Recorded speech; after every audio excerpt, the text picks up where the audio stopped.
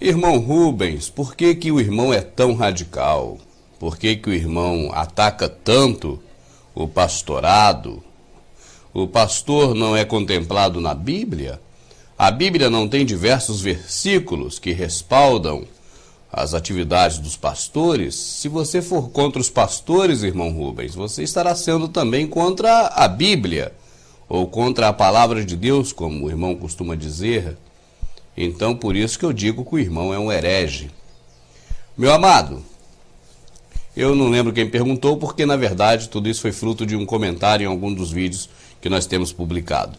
Mas a você que questionou dessa forma, e também aos demais que têm a mesma visão de que o irmão Rubens é um herege, é bom sempre ter em mente o seguinte: você vê que eu não tenho um público que anda atrás de mim, eu não tenho um aprisco cheio de ovelhas, ao qual eu tenho que ter ali o cuidado de falar coisas suaves, para que essas pessoas não fujam do meu domínio. Não, isso não acontece comigo.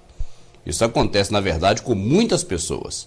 Mas comigo não acontece, porque eu não tenho esse público ao qual eu tenho que contar histórias e manter segredos. Não. Assim eu posso pregar o Evangelho e falar a verdade sem ter que me policiar, né? Para poder não afugentar as pessoas, não. Eu posso falar as coisas que são agradáveis e falar também as coisas que não agradam muito aos ouvidos, porque eu não tenho aqui como prioridade o cuidado de manter um grupo de ovelhas no meu aprisco. Eu fui chamado para levar o Evangelho e não para reter.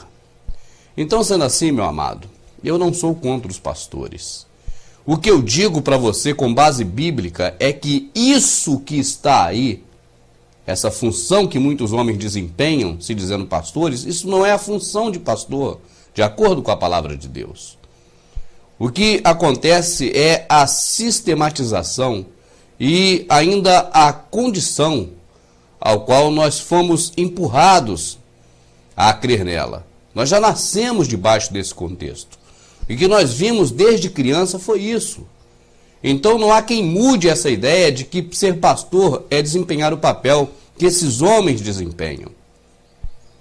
Você me entende? Eu não falo contra A, contra B, contra C, dizendo que esse pastor está errado, que aquele pastor está errado, que aquele outro está errado, não. Eu digo contra o sistema montado que está errado. Pastor, não é isso que nós vemos aí. Essa condição que nós vemos esses homens não é a condição de pastor, segundo a Bíblia. Então, quando a Bíblia fala para poder respeitar o pastor, essas coisas, ele não está falando desses homens que hoje estão desempenhando esse papel que nós conhecemos e que achamos que esse é o papel do pastor. Você entende? Porque lá atrás as coisas foram mudadas. O sentido das coisas foram mudados de propósito. Foram mudados na época da criação das religiões. É por isso que eu sempre falo para fugir das religiões. As religiões, antes do cristianismo, antes de Jesus Cristo, eram muitas, inúmeras, incontáveis religiões. Cada um criando aquilo que ele achava melhor.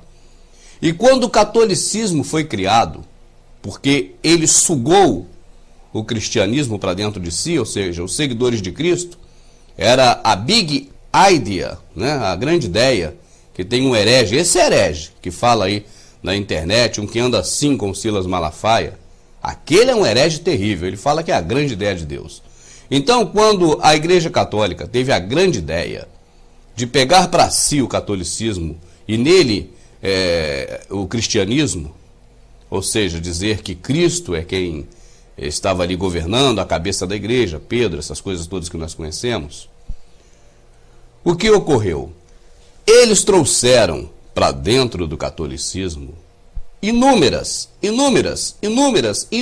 práticas realizadas pelos povos pagãos. Nós podemos aqui, ao longo desses vídeos, ir colocando uma por uma. E essas práticas permaneceram no catolicismo. Permaneceram até que, em um determinado momento, as sociedades secretas dos Cavaleiros Templários e outras sociedades secretas que se formaram após os Cavaleiros Templários, essas sociedades secretas, elas tiveram um desacordo. E uma sociedade secreta ligada ao trono britânico se desentendeu com a sociedade secreta ligada à França. Então, nesse momento, houve uma divisão. E aí criaram um personagem. Sempre tem um personagem, meu amado. Saiba disso.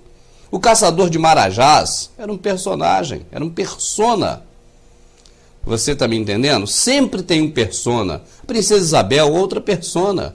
Pedro Álvares Cabral, outro persona. São personas que são criados.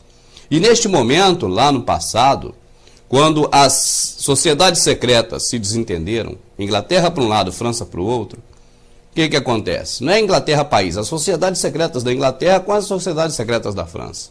Eles fizeram não bem um acordo, mas uma solução para o problema. Cria-se o protestantismo. E aí, uma sociedade secreta fica com ele, a outra permanece com Roma, com a católica.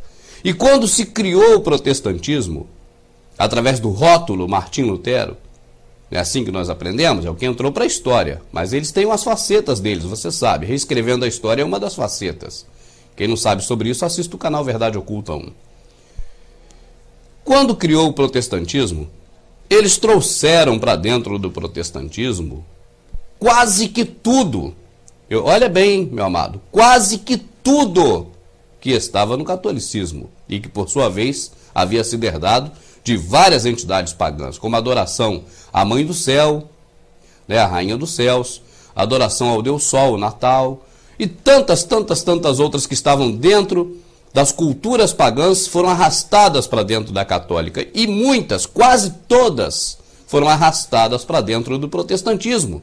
E se tornaram as colunas, os alicerces, não da sã doutrina, não da Igreja de Cristo, aquela que vai subir, não dos ensinamentos dos Atos dos Apóstolos, não do Novo Testamento, mas tornaram os alicerces do protestantismo. E são esses alicerces que estão aí até hoje. Você está entendendo? O nosso vídeo, ele não passa de 10 minutos, então não tem como resumir toda a história só em 10 minutos. Tem que ser resumido aos poucos. Eu posso dizer aqui nesse primeiro vídeo sobre esse assunto, já no finalzinho dele, que o que nós vivemos hoje, dentro do que se chama de religião evangélica, ou cristianismo evangélico, ou protestantismo, é, na verdade, um conjunto de sistemático, um conjunto sistemático herdado do catolicismo. E nós temos que começar agora, com essa visão que nós estamos tendo mais aberta de tudo isso, reanalisar. Eu não peço nada demais, não. Eu não falo para você ficar crendo em mim cegamente, não. Eu falo para reanalisarmos a essência da palavra de Deus. Reanalisarmos nós mesmos e pedindo ao Espírito Santo de Deus para nos dar entendimento. É isso que eu peço aqui, é isso que eu prego aqui. Não é para quem nunca conheceu Jesus, para quem não é evangélico, para quem não aceitou Jesus, não. São para as ovelhas perdidas do que seria hoje a casa de Israel, que é a igreja. Bom, o tempo já está muito breve, eu encerro isso aqui e volto no próximo, falando mais sobre esse assunto, dando sequência daqui de onde nós paramos. Estamos falando aqui sobre as bases do protestantismo, que, segundo a nossa visão, eu creio que chegou a hora, ou já passou da hora, de nós revermos essas bases. É isso que nós estamos discutindo aqui nesse vídeo. E eu já falei que a Igreja Católica foi criada em cima do cristianismo de Jesus, mas trouxe para dentro da religião diversas práticas pagãs que estavam nas religiões mais diversas do mundo e que, quando houve a briga entre as sociedades secretas da França e da Inglaterra, houve uma divisão e aí criaram um persona chamado Martim Lutero, que criou o protestantismo, trazendo para dentro do protestantismo diversas práticas pagãs que vieram da católica e também que vieram antes da católica. Por exemplo, meu amado, é muito comum as cantatas de Natal em muitas denominações evangélicas. E é uma homenagem explícita ao Deus Sol. É uma homenagem a Ra e ao seu filho Horus. Então, quando se faz a prática do Natal da forma em que há uma cerimônia com aquele jantar, ou com aquela ceia de Natal, o espírito natalino, todas as suas práticas com a árvore de Natal que Jeremias condena, com o Papai Noel, Santa Claus, que veio aí para confundir a cabeça das crianças com o Senhor Jesus Cristo. Essa data de Natal, que é a data exata do Deus Sol, não é data de nascimento de Jesus. A inimportância, vamos dizer assim, a falta de importância de se deter na questão do nascimento de Cristo e se apegar à morte e ressurreição dele, que é o principal. Todos esses fatos reunidos demonstram que essa prática do Natal, herdada do catolicismo, herdada pelo catolicismo do paganismo, não devemos praticar. Não devemos ter isso nas nossas casas. Não devemos fazer trocas de presentes. Porque trocas de presentes, muitos dizem que foi Esther que promoveu na festa de Purim, naquela coisa do povo ser poupado da morte pelo decreto de Amã e depois pelo novo decreto de Mardoqueu, enfim. Mas, na verdade, essa troca de presentes, isso antecede muito a questão de Esther. E vale lembrar também que Esther vivia num país pagão, com práticas pagãs. Então aquela troca de presentes ali já existia há muito tempo, é paganismo também. O amigo oculto é paganismo, meu amado. Você continua praticando se quiser, mas é paganismo. O Natal, o aniversário do Deus Sol, é paganismo. Guardar o domingo é paganismo. Está guardando o Sunday, o dia do sol. Isso tudo são práticas herdadas do catolicismo, que herdou do paganismo anterior ao catolicismo. E quando se criou o protestantismo, trouxe 99% das liturgias e do sistema para dentro também das religiões evangélicas. Na religião evangélica não se tem a figura do padre, mas no lugar dele tem a figura de um administrador paroquial, que tem a sua paróquia, no caso do protestantismo, o seu campo, e que ele administra. Ele cuida de administrar esse aprisco, esse curral, esse local fechado em que ele tem domínio sobre quem está ali dentro. É a mesma função, só tem o nome de pastor no lugar de ter o nome de padre, mas a função é a mesma. Cuidar de umas ovelhas que entram no aprisco. Isso não é Bíblia. A Bíblia diz: ide por todo mundo e pregar o evangelho, não é venha pregar, que eu te pregarei o evangelho. Esse templocentrismo que a Igreja Católica criou e que a Igreja Protestante também acampou a ideia, não é bíblico. E é bíblico sim, veja bem, no Velho Testamento, em outra aliança, na aliança que não deu certo. Tanto que Jesus derrubou aquele templo. Na nova aliança de Jesus Cristo, que é o que vivemos, e esse é um dos alicerces que nós temos que rever, é a questão do Novo e do Velho Testamento, onde se diz que não deita remendo novo em pano velho, e normalmente na religião protestante o pano velho está em cima do remendo novo o tempo todo, porque se usam várias práticas do Velho Testamento, um documento vencido, e diz que se segue a Cristo, mas você não tem como seguir a Cristo e o Velho Testamento. Isso é óbvio que não há como. Ou segue a Cristo ou segue o Velho Testamento. Não tem como seguir os dois.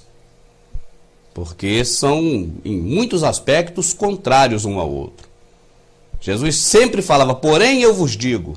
Assim é, mas porém eu vos digo. Isso é modificar o que está lá.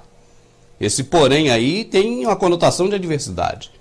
Então, ou seguimos a Jesus Cristo, ou seguimos a Davi, a Moisés, a Jacó, a Abraão, ao Velho Testamento, a lei de Moisés. Porque não há como agradar a dois senhores. Quando fala dois senhores, não é Deus ou diabo, não. É a